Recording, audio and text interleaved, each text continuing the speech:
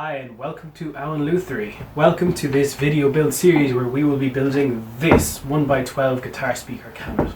I hope you enjoy as we go through all the steps of it, and please don't forget to subscribe, hit like, leave a comment if you want on each video. Thank you very much. Alright, the next thing I want to do is to tackle the baffle that will hold the speaker. I have done a bit of research on this and I believe I'm going for a floating baffle style. So the four pieces of oak are going to be in each corner, and that's what's going to hold the baffle up. So I need to do a bit of measuring.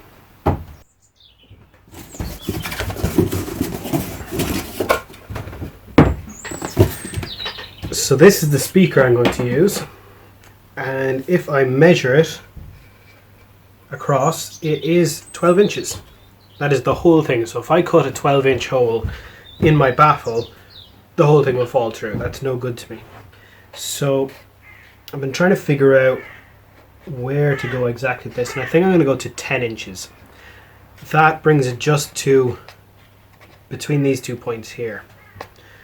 I think that's going to give us the best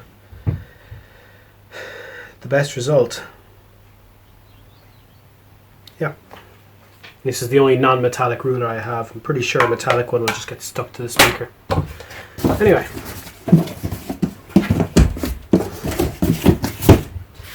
So this is going to be our baffle.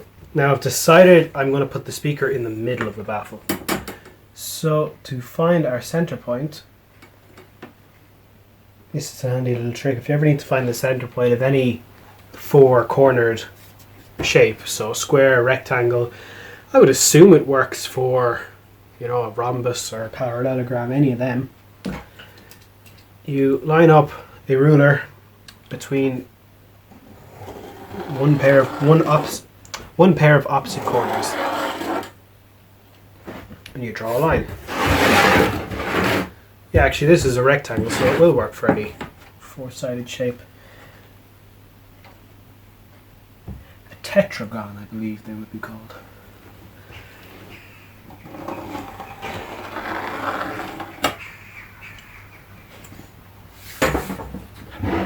And hopefully you can see that. And our center is there.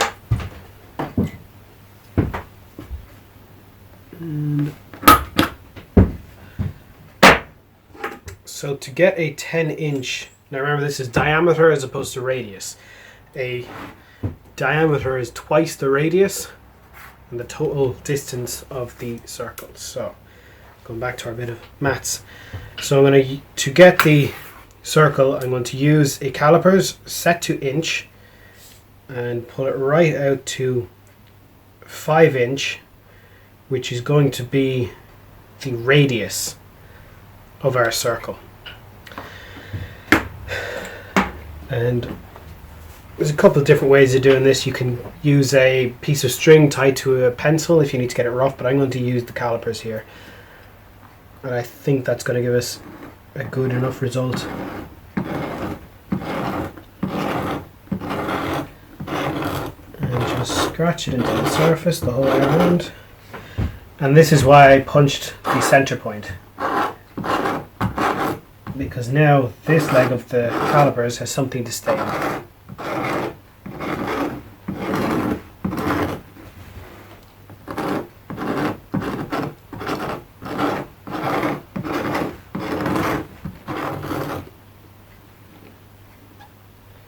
Oops. I moved it ever so slightly.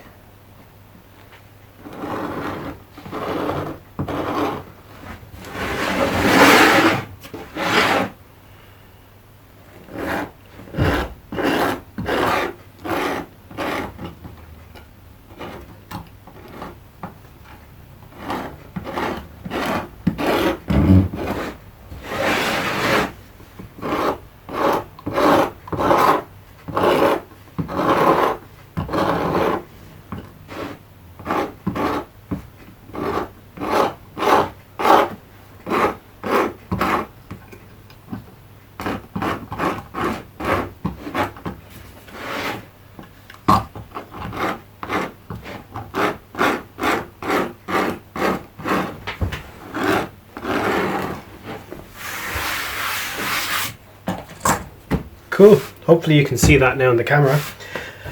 So I was thinking about how to cut this out, and I was considering making a jig for the router, which would then go around a perfect circle, but I'm actually just going to use the jigsaw.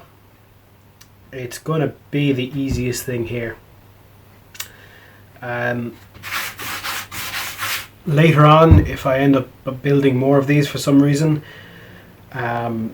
I might build a jig that will do it nice and quick, maybe using a router then, but for now I think the jigsaw should do perfectly fine. Get it close and then finish off on the spindle sander.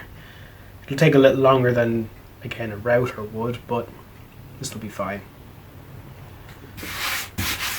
Another thing that's nice about finding the corner is the speaker I'm using has 8 mounting holes on it, and these are going to be 4 of them. Then the other ones are going to be in the 45, so there, there, there and there. So that would be nice easy mounting holes to found. Okay, first of all I need to drill out a portion in the center to get the jigsaw started. Okay.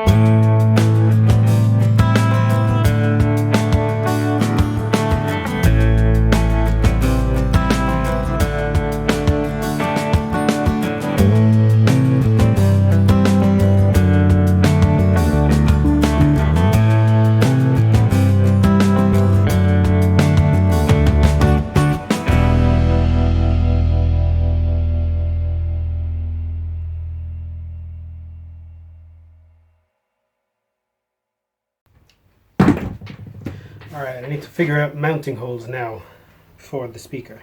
And I got a splinter. So I know where these are going to be located, and if I was a clever man, I would have drawn a second line at about 12 inches, or even 11.5, whatever they need to be, and I would have known exactly where I needed to put the mounting holes. So now I need to do maths again. So in the previous cabinet it was in, this speaker only used 4 of its holes. This one, this one, this one and this one. And I can tell because there is tape over the other ones. Easy as. So I'm just going to measure the distance between... That's not accurate enough. I can't really see what I'm doing. So the distance from that hole to that hole is 295 millimeters. That aside over here. So 295 millimeters is there. So I need to get that where it's equidistant. And to figure that out, since I have the diagonal line still, you know what? I should be using the calipers for this. I'm looking for the distance from the edge of the circle along the line.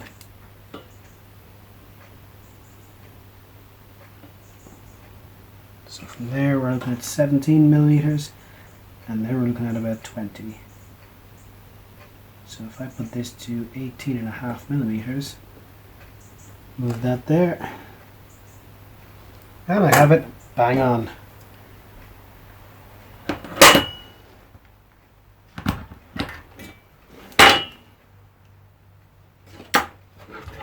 So it should be the same for this diagonal.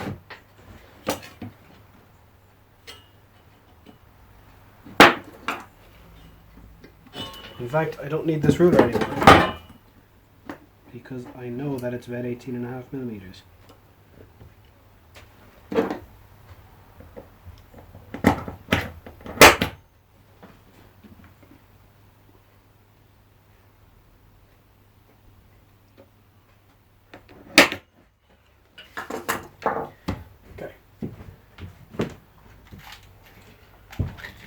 So for the mounting, I'm going to be using these M5 by 30.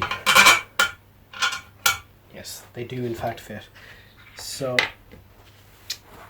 yeah, they'll work nicely with the heads on the outside and nuts on the inside. 1, 2, 3, 4.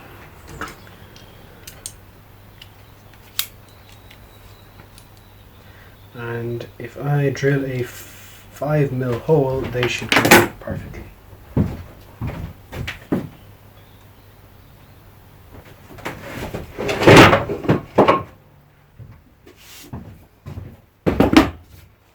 This is my set of absolutely beautiful Famag brad point bits.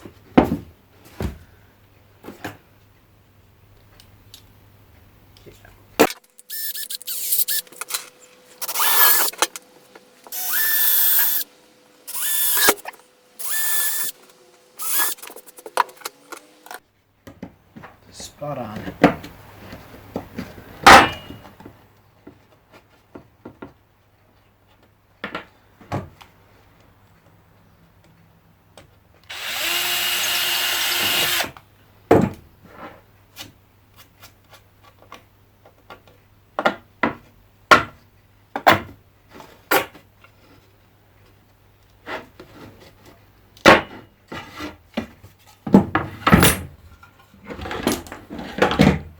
Then, if I've done my maths correct,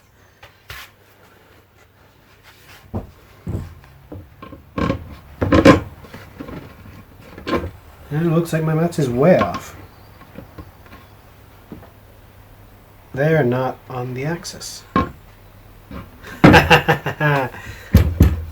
Thanks, Roland.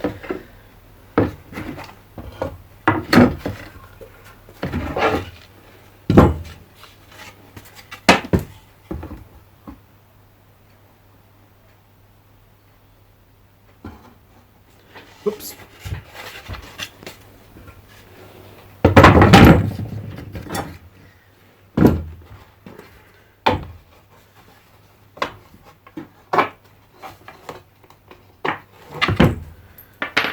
So I hope at least 2 of them fit. 2 fit. Okay. Not a totally lost cause then. And they fit nicely. That is fine. I still look a bit silly, but it's fine. And with it in place, mark all of the other holes. It's actually a lovely tight fit even with just the 2, so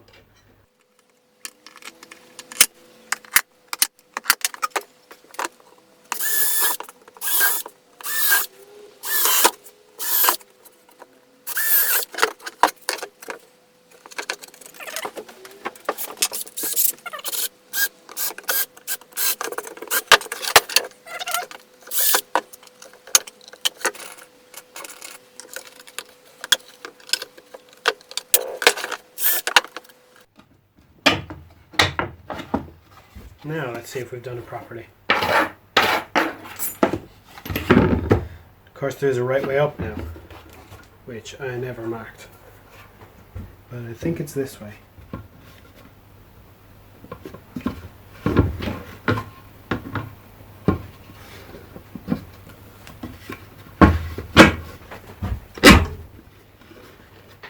Cool.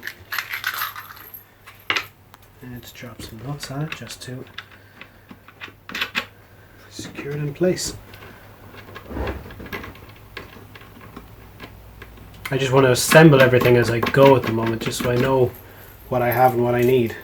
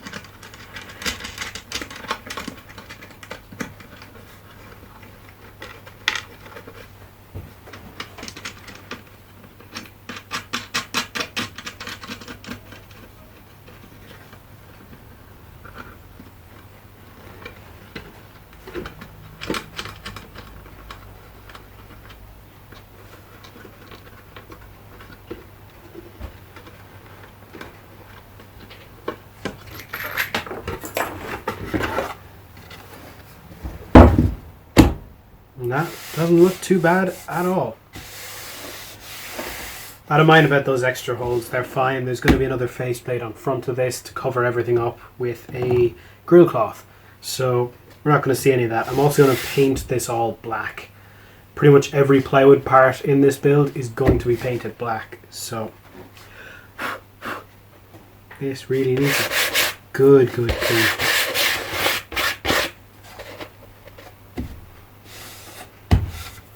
Alrighty, let's try and mount it into the cabinet as is and see what we have.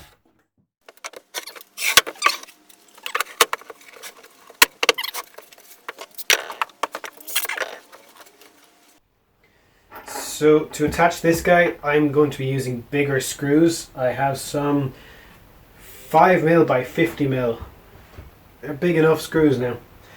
And I did some maths and I figured out that I need to come in 14mm from the corners to get the center of the oak spacers on the inside. So I'm going to be drilling a smaller pilot hole followed by the bigger one, just so they're pretty spot on, really.